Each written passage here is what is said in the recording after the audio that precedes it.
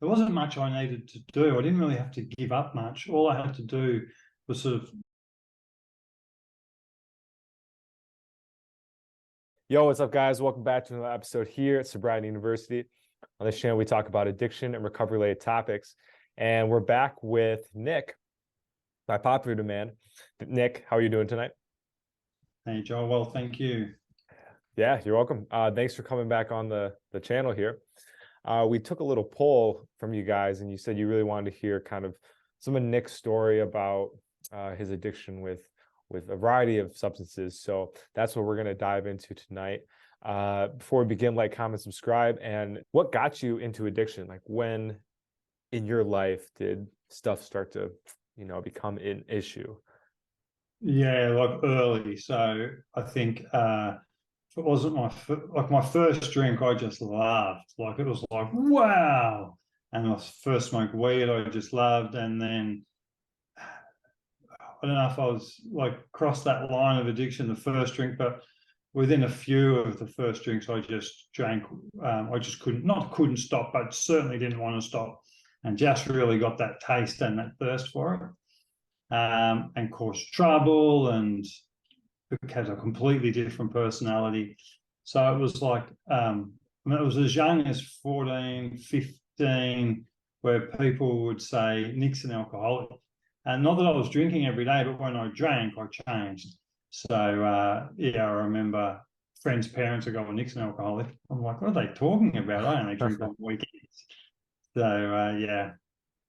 So it sounds like you were like a big party drinker. Like, you drank to black out, drank to throwing up. And Yeah, I loved it. Like, it was the only thing I really ever had much interest in as a kid. I liked skateboarding, but I wasn't overly good at it. So that was my first sort of real interest.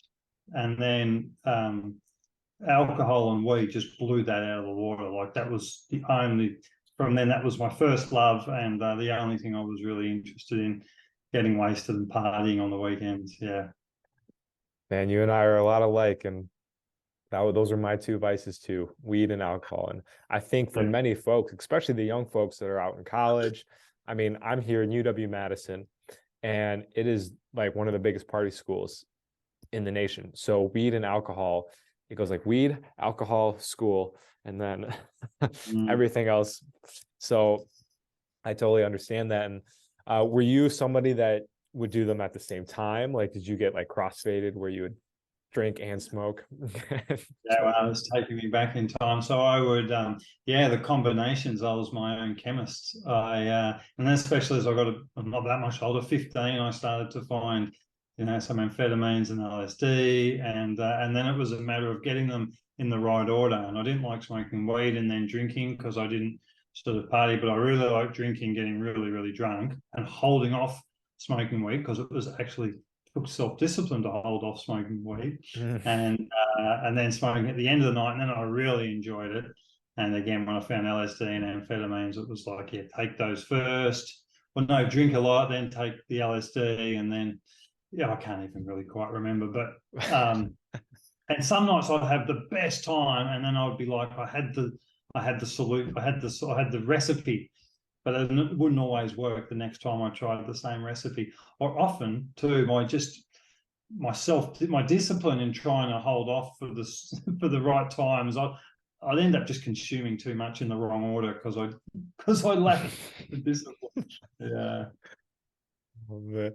So when in this journey, because right now it sounds like you're having a blast. I'll be honest, hearing you talk about this, I'm like, oh, I could go home and have some fun tonight. When did it start to become kind of an issue? Probably like young too. Like, I didn't like the fact I was powerless over it. I had ambitions. I wanted to do well in school. I wanted to get a good job, business, wife. Like, I wanted a nice life for myself. And yet I was just so, I'd buy a bag of weed and I'd just stay home all day smoking. And I couldn't not smoke it was hard enough just to wait for 2 hours to smoke so I could make it last the whole day, let alone do anything else. So I didn't. And then, I found I couldn't sleep if I smoked every night. And And if I stopped smoking, I would drink. So I really knew that this was not normal. I'd go to the pub with friends, still in high school, so underage, but we all went to the pub. And I would drink half a cask of wine before getting there. And I knew they hadn't. And I thought, you're a bit different. This is not right. This is not the way to a good life. Yeah. How old were you when this was going on? Well, from the beginning. So I started within the year of starting, so 14. I was 15, I already recognised that this is not normal. This is not, I don't behave normally to this. Oh, And then yeah, because then I was trying to study too. So 16, 17, I was starting exams and stuff with school. So I would try and minimise it during exam time and would struggle. So there was already the control that I was failing in often. Yeah. Did you end up making it through school? Yeah, I did. I enjoyed studying, and the teachers and my parents would leave me alone if I got if I did well in the exams. So and I enjoyed it too. So I was able to finish high school, but then I didn't go to university. I just wanted to get wasted. So guys, Nick is what we call a functioning user, which means that he was able to live in life and have some success and still use. Now, I'm sure there's people watching that don't fall in that category where it's like, you're either using or you're being a bum or you're out being successful. Like there's not really an in between.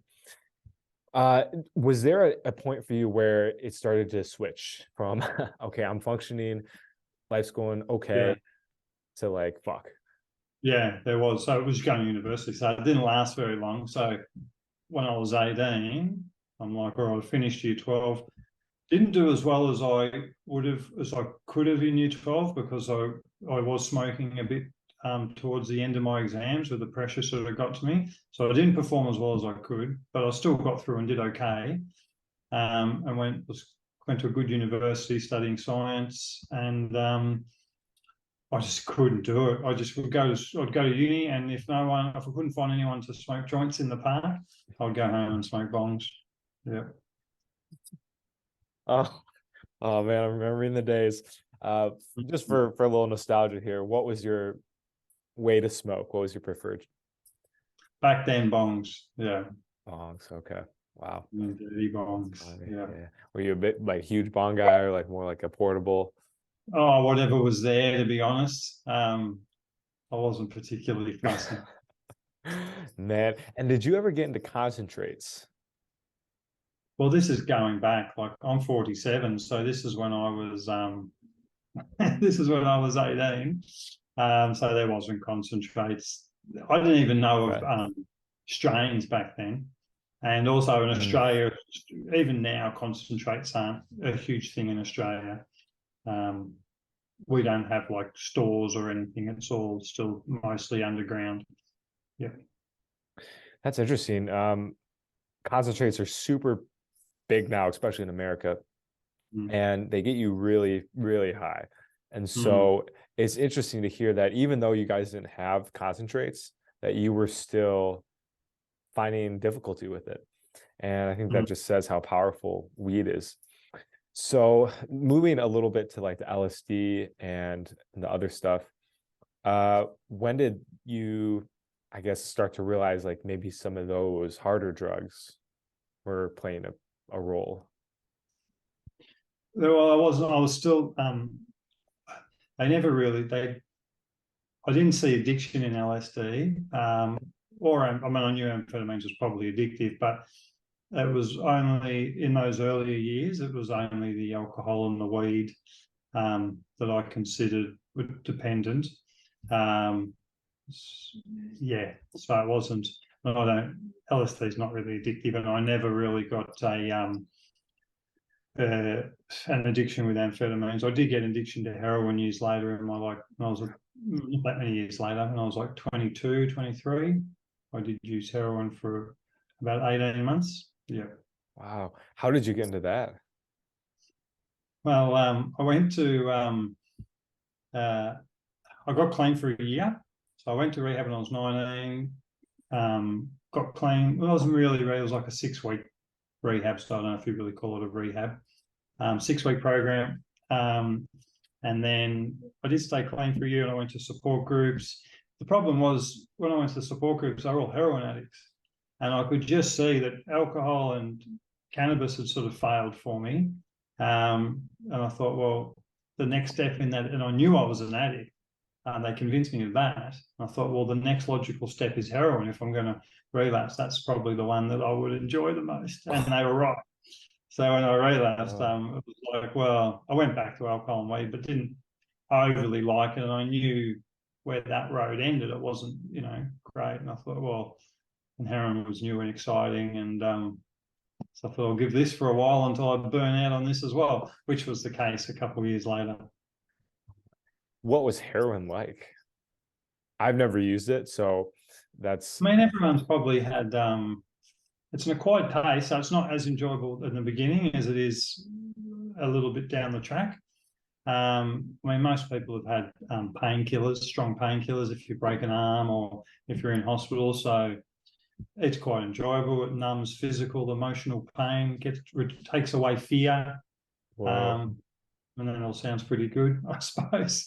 Fuck, guys, I think I gotta go get some heroin tonight. Jeez, that was pretty nice.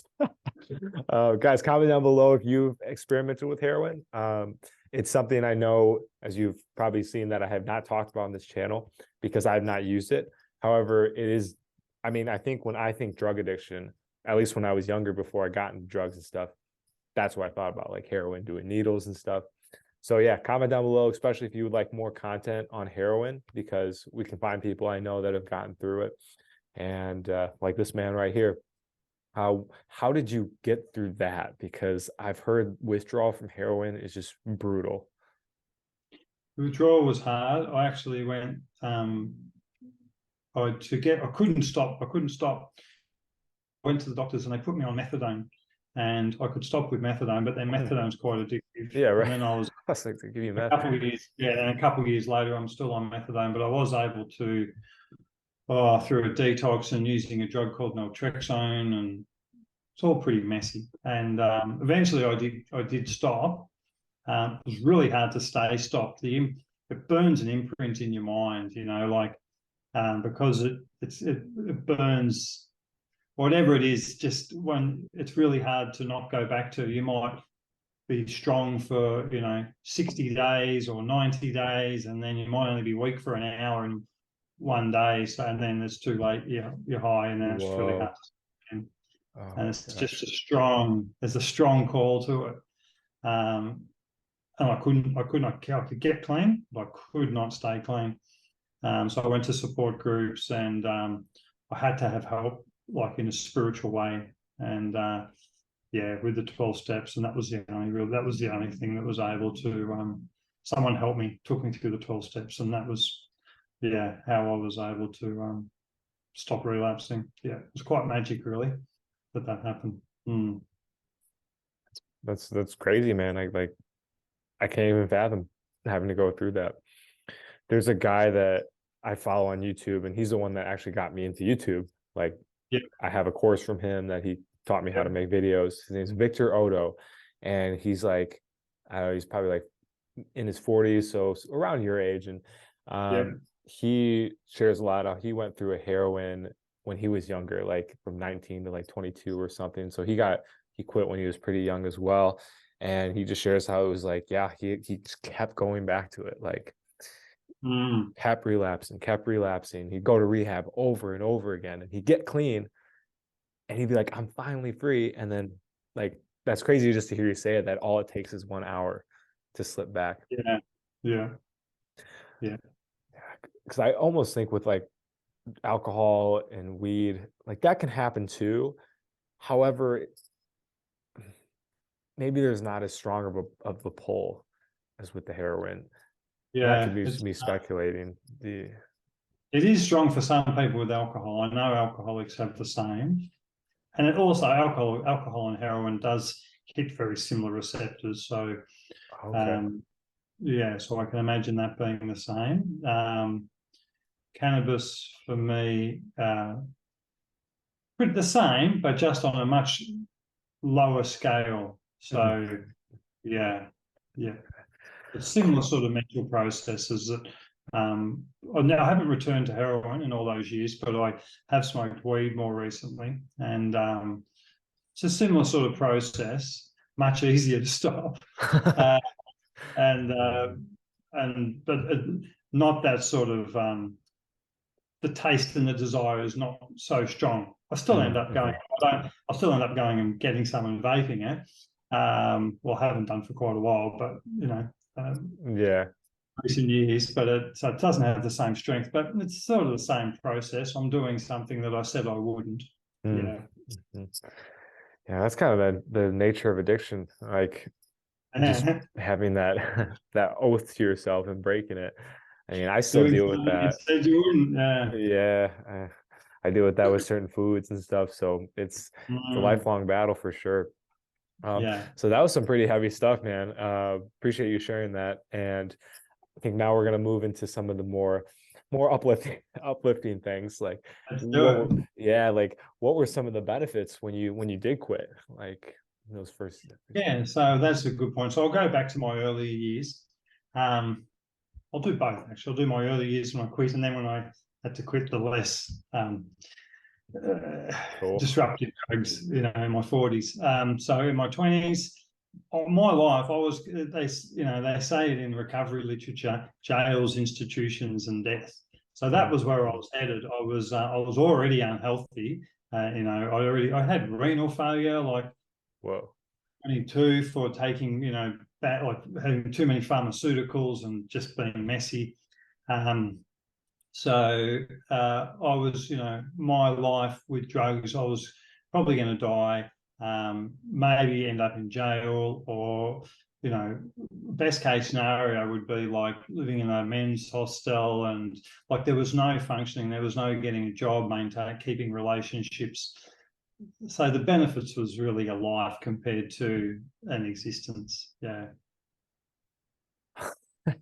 That's crazy, man. That just took me back to like when I was quitting. And like you're right, you don't think about it's not like I want to have this like, date and do all this stuff. It's like I just don't want to freaking die and go to prison or die basically. I mean, I was selling weed and I got robbed about 10 grand. That was my low point. And I was facing some consequences with my dealer where he was going to bring his guys from Chicago, which I mean, he was a very large man with very large friends. And I just saw it just escalating, getting so ugly. So it was almost like I just wanted to not have to have that fear of that. Like I didn't really care about the good stuff. I just didn't want to have that nasty stuff happen. So I was willing to do whatever it took to get there. Did you have like I'm willing to do whatever it takes moment? Not sort of, but not. Yes, I did, but it was different than what you might think, because what it took there wasn't much I needed to do. I didn't really have to give up much. All I had to do was sort of follow a spiritual path, which wasn't even like a difficult spiritual path. Don't ask much of you. I just had to be honest with myself, pray to a God that I only maybe believed in, and the magic happened. And also make restitution for my wrongs. So, make amends to those I've harmed, which wasn't. I hadn't harmed that many people. It wasn't too hard. But I do remember at one stage I'd relapsed again on heroin. I was sort of not for too long, so I wasn't hanging out too much, but a little bit of withdrawals. And I went away on a holiday to try and just away from. I was living in Melbourne, so I went away into the country to detox, and I'd go for walks in the forest. It was really hard to walk because I was still withdrawing a bit, and I reflected on the previous month or two, and I've been doing 2 meetings a day in the support groups, and I quite enjoyed it. Wasn't the life I had in mind for myself, but I remember thinking then, if that's what it takes for the rest of my life, if I just have to do 2 meetings a day, but I can stay clean and get to have some semblance of a life, it's got to be better than this life of addiction where I'm always sick and destitute. I'm going to end up destitute. So I thought, all right, that's what I'm willing to do. So that's to live a life, the rest of your life, 2 meetings a day, and you know, in like support groups is, I think that's probably pretty extreme. I didn't have to live my life like that. Yeah, and yeah, so Yeah, that's a lot of, you could probably get addicted to support groups at that point. yeah, Go to support groups to quit support groups. yeah. That'd be quite the irony. So cool. Okay, so you're starting to feel better. You had a new path. You had a new purpose. What transpired in like the next 5 years after that? Like, did you start working? Did you get a relationship? Did you kind of Yeah, get so I back was on your feet? yeah. Yeah, so I was already in a relationship. I was with we were using heroin together, and she wasn't as much of an addict as me. She would only use when I scored, so I thought that'd be okay. So if I didn't use, she would stay clean. Well, at least not use heroin. But we stayed together. She stayed clean. Nice. We had kids. I got in, you know, I got a job, and then I started my own business. We moved from Melbourne up to the Sunshine Coast, so up to warmer weather, and yeah, and just sort of made a life for ourselves, and Yeah. yeah, That's yeah. so sick, man. I, Mm. I mean, that's what I aspire to, is a relationship, like a career, a life. Like that's a lot of the reason I quit using substances, because I wanted Mm. that as well. And I'm sure a lot of folks watching that or watching this video right now kind of want the same. And so what kind of advice would you give somebody that is struggling with their addictions right now? That's a tough question. It really is individual. Uh, which I would like to give some advice. Okay, I know the advice now. You got to start trying to stop. Don't ever give up trying to give up, Mm, because it is different for different people, and for what they need to do. So it would be like if someone come to me and tell me their story, I could tell them exactly what they need to do. But they've got to start that journey. They've got to ask. They've got to reach out for help to whoever that may be. So I really want to stop, and then they can listen to the advice, and hopefully they will get some good advice, and they'll find their own path to recovery. Because I wouldn't want to recommend certain support groups, because some support groups could be more harmful than good for certain people. So I think it mm. depends on the individual. Yeah. Oh, interesting. I was about 15 years clean from alcohol and heroin, and I had a very enjoyable midlife crisis. I wasn't we were a distance from my partner, and so I left her and left her for a year or two, and lived the life of a single man. I sort of needed to do that for my own personal growth. And then at the end of that couple of years, I decided to take LSD. I hadn't had a drug for like 16 years. So I took LSD, and the world didn't cave in. I didn't feel like drinking. I didn't feel like using any other drugs.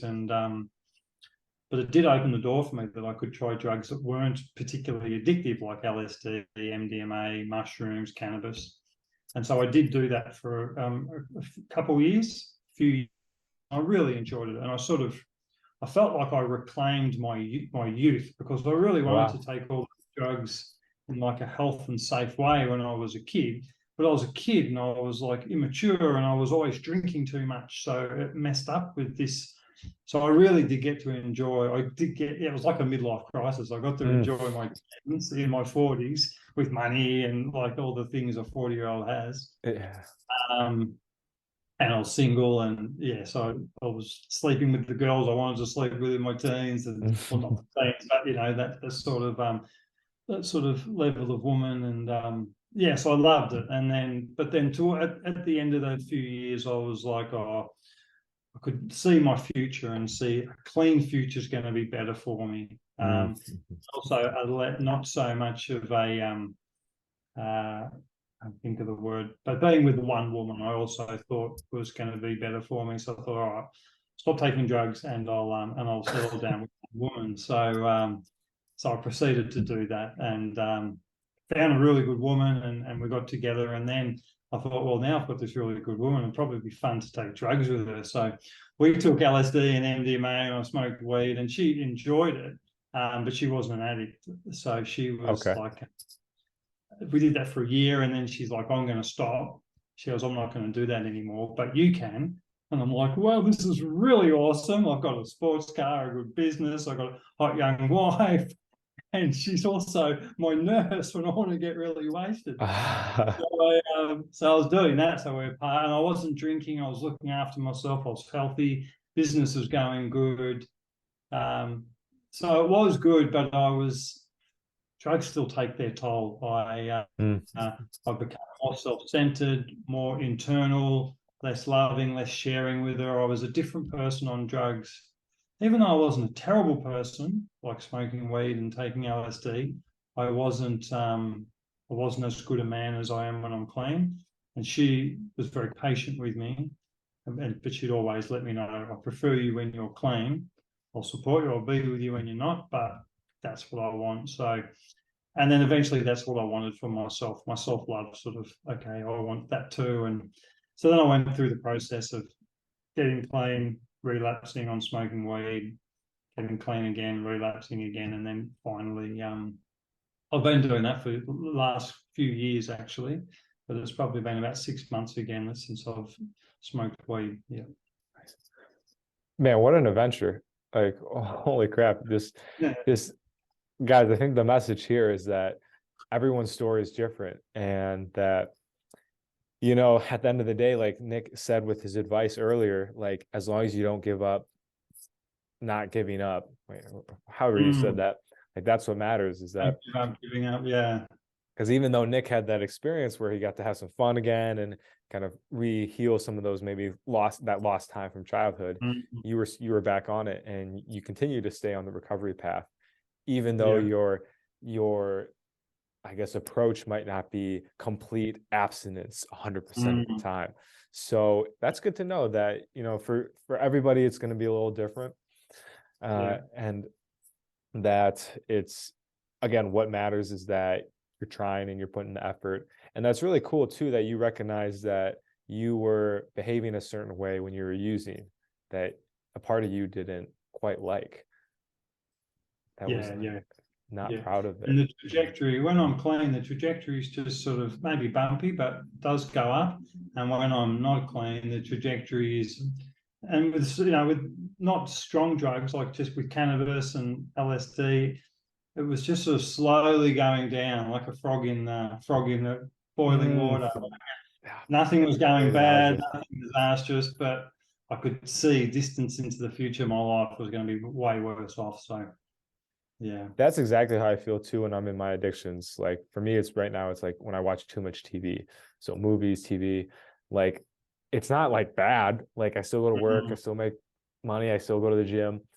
But it's just like there isn't that just love for life. It just is like, all right, I'm getting through. And when you look in the future, and I invite anyone watching this to kind of maybe take some time, get out a pen and paper and journal.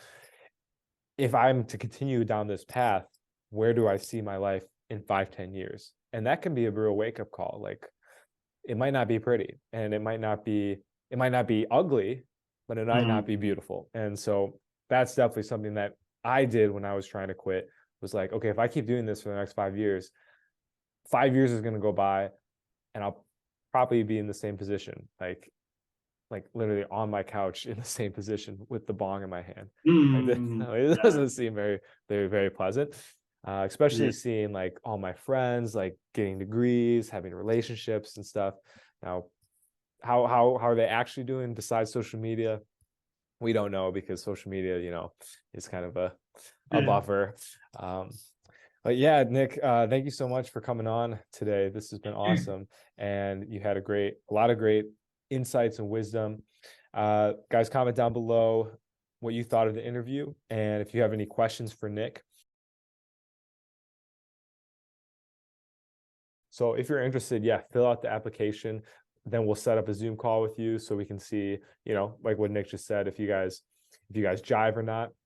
And if it doesn't work out, and let's say something, you know, doesn't click, we do have other resources we can direct you to different support groups, different potential rehabs, if that's something you really need, because we might not be able to help you with everything you're going through.